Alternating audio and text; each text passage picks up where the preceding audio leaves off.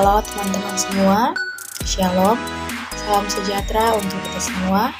Assalamualaikum warahmatullahi wabarakatuh. Om Swastiastu, Namo Buddhaya, salam kebajikan. Perkenalkan, nama saya Bernadita Aprilia Atup dari Universitas Pembangunan Indonesia Manado, kelas A1 semester 2. Tujuan saya membuat video ini adalah untuk memenuhi syarat ujian tengah semester dengan mata kuliah komunikasi dalam keperawatan dengan dosen pengampu Nurse Joshua Kaligis, Escape MK. Pengertian: komunikasi lari merupakan salah satu model komunikasi yang juga lebih mengarah pada proses komunikasi antar individu atau antar dua individu pelaku komunikasi. Menurut model ini, komunikasi merupakan suatu proses transaksional dan multidimensi, di mana dalam pelaksanaan komunikasi berlangsung sangat bergantung pada aspek hubungan dan kepercayaan, serta juga aspek interaksi. Yang artinya, model komunikasi yang dibentuk pada tahun 1950 ini lebih menekankan pada hubungan interaksional antar dua orang pelaku komunikasi, sehingga berhubungan pula dengan model komunikasi interaksional. Model ini percaya bahwa antara individu pelaku komunikasi tersebut pasti akan saling mempengaruhi dan dipengaruhi satu sama lain. Penjelasan: proses interaksi yang berlangsung akan mempengaruhi dan dipengaruhi antara pelaku komunikasi dikarenakan adanya hubungan disertai kepercayaan dan proses interaksi yang berlangsung di dalamnya. Bahkan juga bisa dipengaruhi oleh hubungan sekitar. Oleh karena itu, model komunikasi ini membagi dua gambaran mengenai pesan komunikasi yang dapat terjadi dalam model komunikasi lari itu sendiri. Kedua gambaran tersebut diantaranya adalah dominance submission.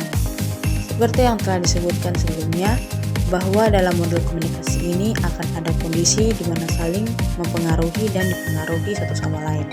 Maka bentuk gambaran yang pertama adalah dominant submission. Artinya bahwa akan ada pihak yang mendominasi maupun menguasai dan akan ada pihak yang dikuasai. Sehingga proses komunikasi yang berlangsung adalah hanya satu arah saja. Sebagai contoh seperti proses komunikasi antara pemilik rumah dengan pembantu maupun antara pemimpin dengan karyawannya dan lain sebagainya. Love-hate. Gambaran yang kedua dinamakan love-hate. Hal ini berarti bahwa proses komunikasi yang berlangsung sebenarnya tidak hanya berlangsung di antara mereka yang memiliki hubungan baik saja, namun juga dapat terjadi dengan mereka yang memiliki hubungan tidak baik maupun kepada mereka yang dibenci, di mana sudah semestinya konteks pesan di dalamnya akan berbeda. Sebagai contoh seperti interaksi atau komunikasi yang berlangsung antara sesama teman baik maupun antara satu teman dengan teman lainnya yang dibenci, dan lain sebagainya guna tercipta komunikasi yang efektif. Untuk penerapan dari model komunikasi lain sendiri dapat dicontohkan dalam proses komunikasi yang terjadi antara ahli profesional seperti dokter dengan kliennya atau pasien. Dalam proses komunikasi yang terjadi, pasien akan memberikan kepercayaannya terhadap dokter yang dianggap dapat membantunya mengatasi penyakit yang dideritanya. Hal ini juga berdasarkan pada adanya hubungan kepercayaan dan interaksi yang terjadi di antara dokter dan pasiennya, yang mana kemudian akan mengarahkan pada kondisi di mana pasien akan terpengaruh oleh dokter dan patuh dengan pesan yang disampaikan oleh dokter. Jadi, ada proses mempengaruhi dan dipengaruhi pula di dalamnya. Terdapat macam-macam media komunikasi yang digunakan sehari-hari, dan hal ini tentunya berperan penting dalam proses komunikasi yang terjadi. Kesimpulan: komunikasi yang efektif adalah bagian utama dalam mencapai tujuan pendidikan. Komunikasi yang sukses dan efektif berasal dari pelaksanaan proses komunikasi. Orang-orang yang terlibat akan meningkatkan keterampilan komunikasi mereka jika mereka mengikuti proses komunikasi dan tinggal jauh dari hambatan yang berbeda. Telah terbukti bahwa individu yang memahami proses komunikasi akan berkembang menjadi komunikator yang lebih efektif, dan komunikator yang efektif memiliki kesempatan lebih besar untuk menjadi sukses.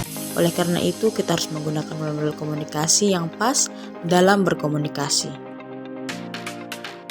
Baik, bagi adik-adik dan teman-teman sekalian yang ingin lanjut ke jenjang perkuliahan, silahkan bergabung bersama kami di Universitas Pembangunan Indonesia Manado.